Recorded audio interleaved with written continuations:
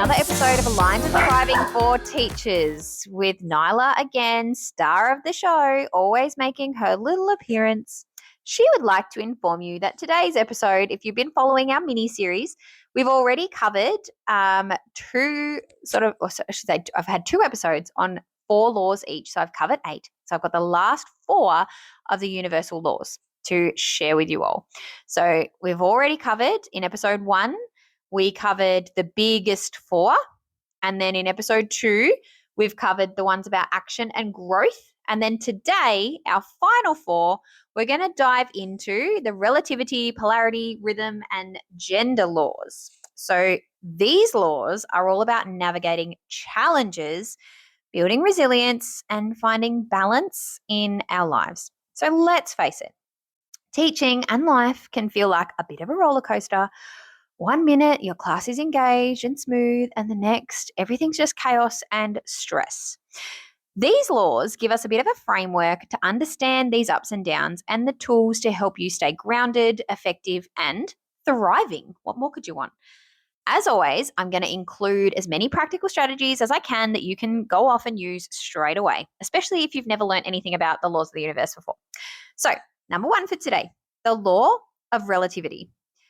So this law, it tells us everything is relative. It only has meaning in comparison to something else. So no situation is inherently bad or good on its own. It's all about the context. In teaching and in life, like this is huge. That moment when a student refuses to participate or a lesson goes off track on its own, and it might feel to you right then in that moment, it's just a disaster. But if you were to zoom out and compare it to the bigger picture, growth over the term or previous challenging days, we can see that it's not catastrophic. It's relative, okay? This law reminds us that perspective is everything. What feels stressful today might be a tiny little bump compared to the bigger wins or challenges elsewhere. So I know this can be a little bit hard, but this is all about your perception of things. And your perception is going to be different to the person next to you and the next and the next and the next, because everyone perceives the reality differently. But it's all relative, okay? We need to put it into perspective in the process of like the bigger world. So the things that you can do is reframe your challenges. So when something is feeling heavy, ask yourself, compared to what? For example, like you've got a messy classroom, it's going to feel a little bit frustrating for you, but compared to last term, are you making progress? Like, is it tidier now than what it was at the end of last term? Are you actually making some progress? Yes, fantastic. Let's keep making those little bits of progress, but let's not think that it's the end of the world. Celebrate your small wins. Track like one little challenge win every day. Acknowledge those small little improvements, especially a student's success. No matter how big or small, you're thinking about the celebration. That's the key. And then have like a contextual reflection. Again, journaling is life. Keep a weekly journal comparing situations if you need to. This can help you see patterns or avoid overreacting to those temporary setbacks, if that makes sense. I hope it makes sense. I'm just checking my notes because I like to keep notes of things just to make sure that I'm not going too far off track to completely confuse you. But yeah, I think that's all. That law, it just means that you really need to put, it's that, I know, the size of the problem. This law has a lot to do with the size of the problem. So how big is the problem and controlling what you can control. So it's thinking about that. That's the law of relativity. That's what I wanted to say. So number 2, the law of polarity. This reminds us that everything has an opposite. There is no light without dark. There's no joy without some frustration. There's no calm without chaos. I mean, have you met my children? Sorry. That's a good joke in there. Every negative moment is paired with a positive opportunity. It's just a matter of perspective. Again, see, it's that word. In the classroom, like this means that those difficult behaviors, the low engagement, or the challenging parents, they aren't just problems, they're opportunities to practice patience, creativity, and your leadership. By seeing the polarity, we can shift our mindset from frustration to possibility. Understanding polarity, it also helps us to remain balanced, because when you're riding those really high energy moments, you appreciate them more because you have seen the low energy ones. And when things feel tough, you know relief and success are possible. They're just the opposite side of the same coin. Okay? So, things that you can do is start to identify the opposite. So, for every challenging situation, write down a potential positive outcome from that. So, you may have had something happen. I talked about this with a friend the other day. They were late to meet with me, and they were so upset and angry because I'm so sorry I'm late. It's so annoying. I got stuck behind this slow car. I said, yeah, but maybe you're meant to get stuck behind the slow car because maybe you could have had an accident on the way here if you didn't, or this happened. And I know that to them, it then made sense because that is pretty much what has happened to us before. Like, we were late to something, and that's when we realized that like there was an accident, a car in front. So had we had, that probably would have been us if we hadn't been stuck behind this one. Like, what's the better option here? What's the polar opposite? Well, that could have happened. So I don't know. I'm trying to make that relate to make it work. But it's always that looking at the opposite. So for every challenge, you've probably learnt something from that, and you've probably grown from that experience. What is the universe trying to get you to learn or do? So thinking about it that way. You need to shift your focus. So when you're frustrated, you can intentionally notice one thing that's working well, whether it's in your classroom or at home or in your life. Flip your focus. Yes, things are going to go wrong, but what's going right? What's on the other side of the coin? Okay. And teach contrasts as well. Use examples in your lessons with kids and discussions to help them see challenges as opportunities. Turn those moments of struggle into learning experiences. Isn't that the whole idea of like the zone of proximal development? That's when you're giving kids a little bit of a challenge, but you are supporting them through that challenging time to help them grow and expand and learn. That's what you're sort of doing. You're guiding them. And I love this law in the idea that there is no light without the darkness. If you think about yourself, you don't have strengths without having weaknesses, because you can turn your weaknesses into strengths if you identify them, but you've got to do that first. So that's, to me, is the whole idea of the law of polarity. The third one, this is the law of rhythm. This states that life flows in cycles. And if you're an early childhood teacher, you know all about life cycles because that's part of the science curriculum, isn't it? Yes, Nyla says.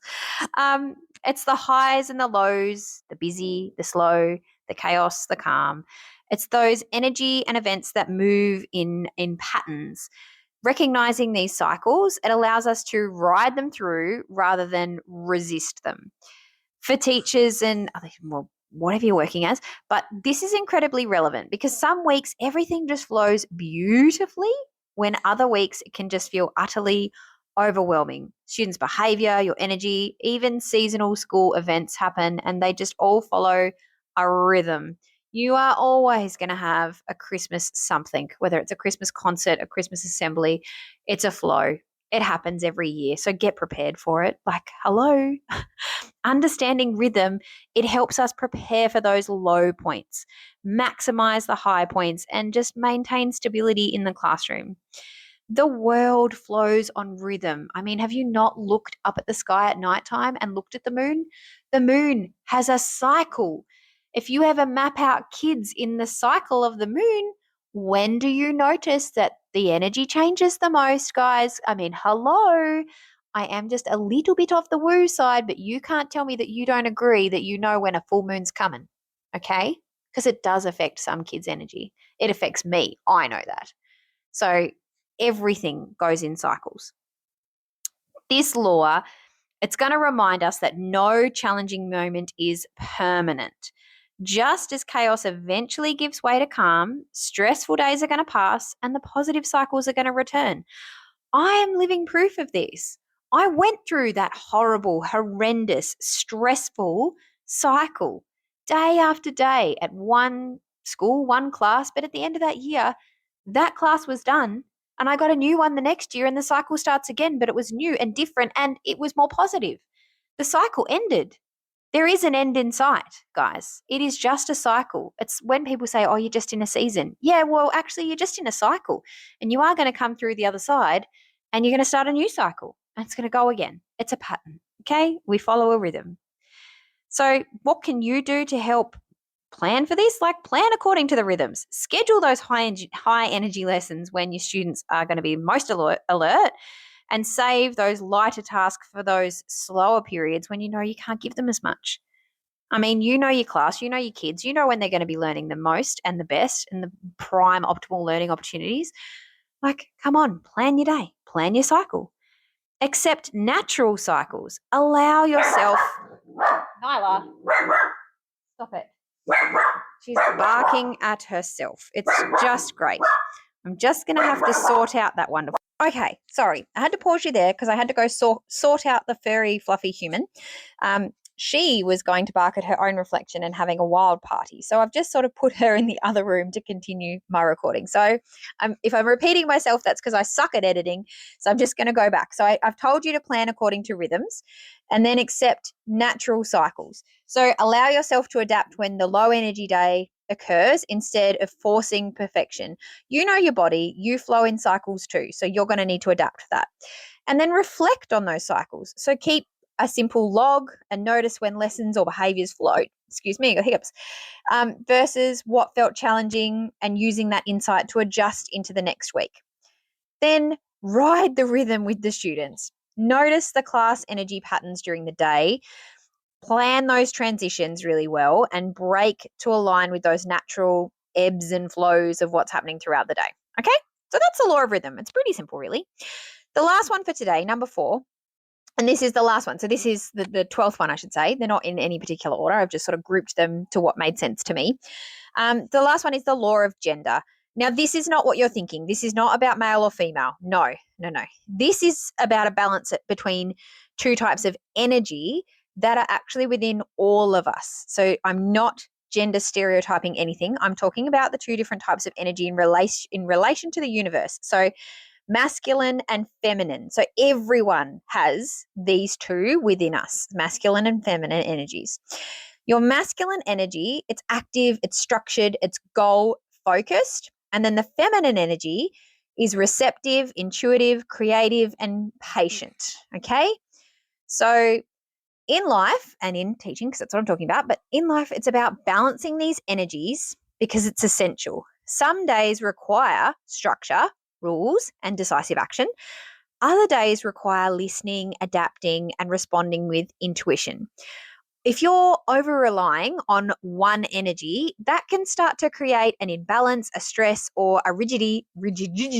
I can't even say it. A rigidity in your classroom. Okay. So when things are getting rigid and hard. Understanding this law is going to help you to navigate your own energy and the energy of your students as well, allowing both of those energies to thrive in balance. So what you can think about is balancing structure and flexibility. So combine those planned lessons with opportunities for creativity or student choice. So you're balancing those two. Check in with your class's energy every day. So pause for a moment each morning to sort of sense whether you need to lean into the action. So that's the masculine energy or the receptive, like feminine energy. And of course, what we all do, adjust on the fly.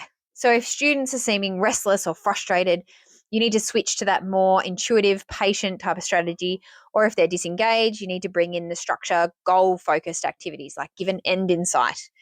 And last of all, the biggest thing that I think I've talked about in every law is reflect. So end your day noting where you effectively balance those energies and how it's actually impacted your class atmosphere.